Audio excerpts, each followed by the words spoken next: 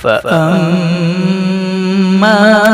مَنْ ثَقُلَتْ مَوَازِينُهُ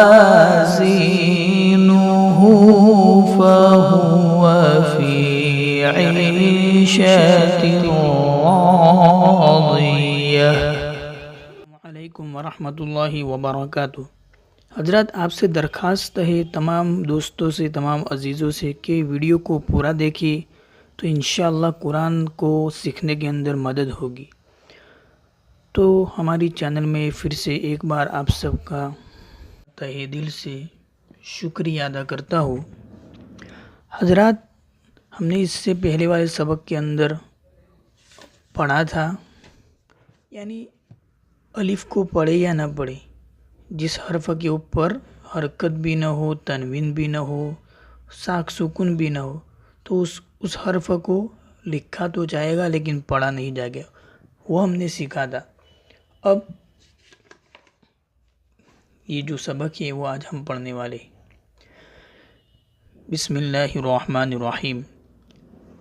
الف کی شکل پر حرکت یا سکون ہو تو وہ حمزہ ہے۔ کیا کہتے ہیں؟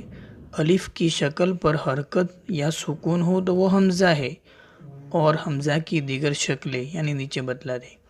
سکون کی حالت میں سب کو جھٹکے سے پڑھے۔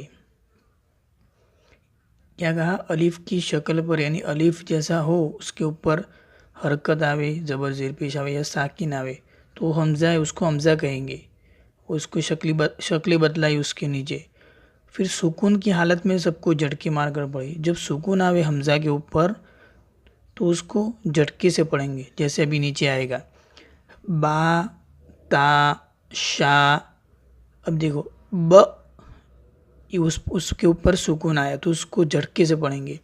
ب، ت، ش، تو، یو، مو، تو، یو، مو، اس طرح جھٹکے سے پڑھیں گے، یہ بغیر جھٹکے سے، کیونکہ اس یہ حمزہ نہیں، یہ واو ہے، یا الف اس کے اوپر کوئی حرکت نہیں ہے، لیکن یہاں الف کے اوپر ساکن آیا، سکون آیا، جو بھی بتلائیں سکون کی حالت میں سب کو جھٹکے سے پڑھے، یعنی اس کے اوپر سکون آئے تو اس کو جھٹکے سے پڑھیں گے حمزہ کے اوپر۔ اب نیچے دیکھو مشق ہے، وَأْمُرْ يَأْبَنَتِ شَأْنٌ كَسًا بَأْسٍ يَأْتِكُمْ قَرَأْتَ مَأْوَاهُمْ يُؤْمِنُ۔ یہ جو بتلا ہے یہ بھی حمزہ ہی ہے، واو ہے، اس کے اوپر جو حمزہ ہے وہ حمزہ ہی کہلاتا ہے، اس کی ایک شکل ہے حمزہ کی۔ مُصَدَّةٌ تَأْتِيهِمْ يَأْمُرُكُمْ مَأْكُولٍ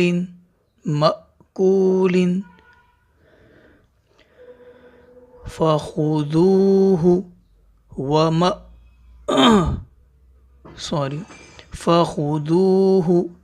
وَمَا نَهَاكُمْ عَنْهُ فَانْتَهُوا۔